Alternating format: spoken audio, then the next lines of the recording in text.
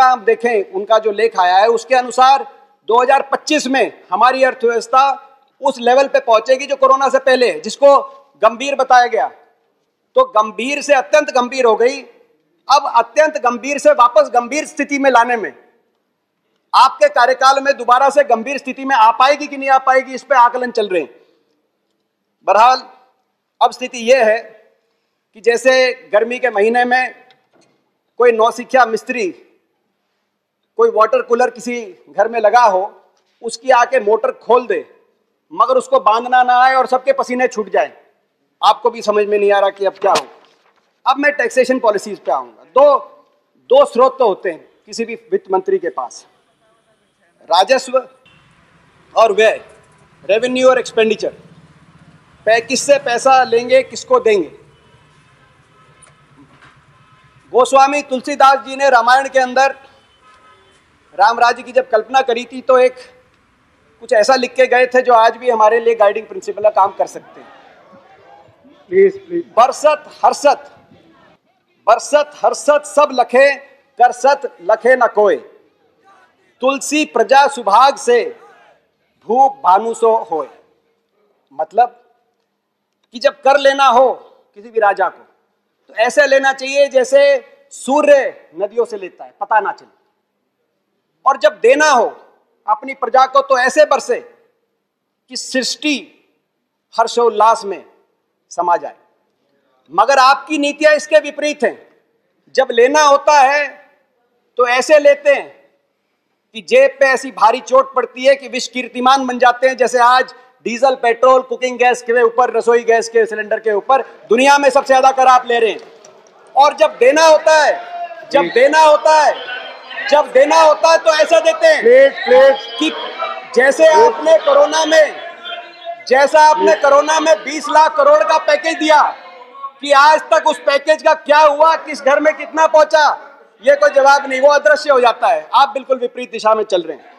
जो 2014-15 में अर्थव्यवस्था में corporate tax to GDP ratio 3.4% थी, आज वो कलेक्शन घट के 2.3% आ गई। कॉर्पोरेट टैक्स बढ़ना चाहिए था आपके अनुसार, निवेश होना चाहिए था, मगर कॉर्पोरेट टैक्स की कलेक्शन डाउन आ गई। ऐसे ही इनकम टैक्स की कलेक्शन डाउन आ गई। और आप कहां से निकाल रहे हैं? गरीब आदमी पे, जिनकी संपत्ति बढ़ रही है उन पे कोई टैक्स नहीं। और आप कह रहे हैं एक और गरीब आदमी पे पेट्रोल, डीजल और रसोई गैस पे आप टैक्स लगा रहे हैं। आप ये कह रहे हैं कि कॉर्पोरेट टैक्स तो दुनिया में बराबर होना चाहिए, तभी हमारी कंपेटिटिवनेस बनेगी हमारी कंपनियों की। तो इनडायरेक्ट टैक्स, पेट्रोल और डीजल पे टैक्स दुनिया के बराबर क्यों नहीं होना चाहिए? मैं आपसे सवाल पूछता हूं, हमारे आम आदमी की कंपेटिटिवनेस क्यों नहीं होनी चाहिए? महंगा, ऐसे पेट्रोल डीजल की बात आई, आज स्थिति ये है पेट्रोल डीजल पे आज 100 रुपए में से, धर्मेंद्र बोल रहे हैं, आज 100 रुपए में से 63 रुपए सरकार की जेब में जाता है अगर कोई पेट्रोल भरवाने जाए।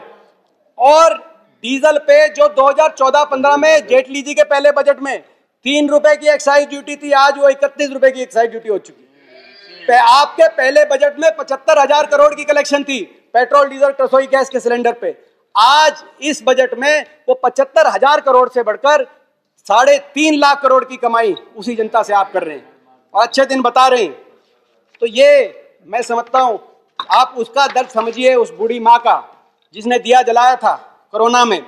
आज उसके घर गैस सिलेंडर खाली पड़ा है, आज वो चूल्हे पे लकड़ी से रोटी जला रही है और उसके धुएं से उसकी आंख में आंसू निकल रहे हैं।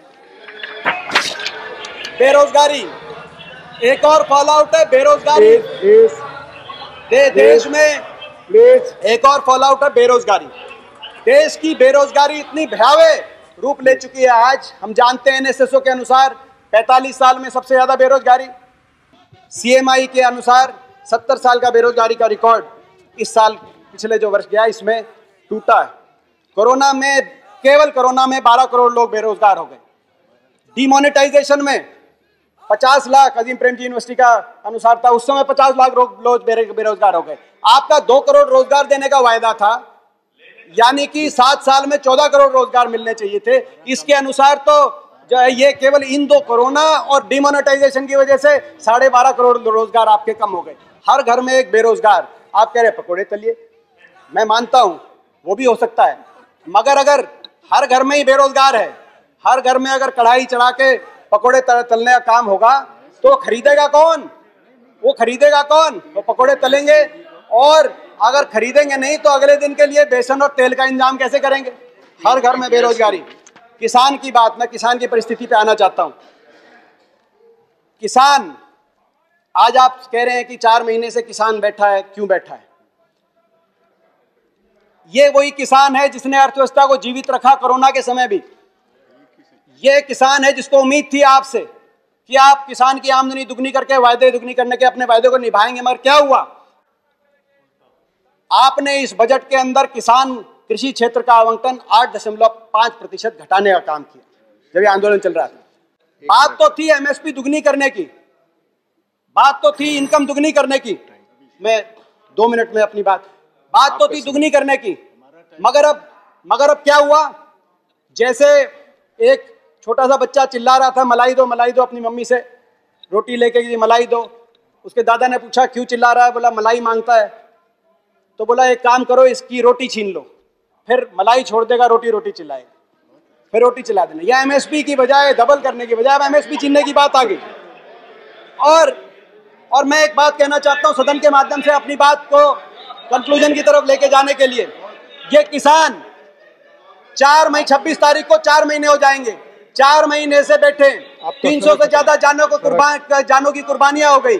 मैं सरकार से आग्रह करना चाहता हूं, उपसभापति महोदय, मैं 2 मिनट में अपनी बात, 1 मिनट में अपनी बात, मैं आग्रह करना चाहता हूं कि सरकार इन किसानों की सुने, संवेदनशीलता दिखाए, सदन से कम सहानुभूति का एक वाक्य, संवेदना का एक शब्द। 300 लोगों ने जान कुर्बान किया। कभी किसी ने ऐसा आंदोलन देखा है?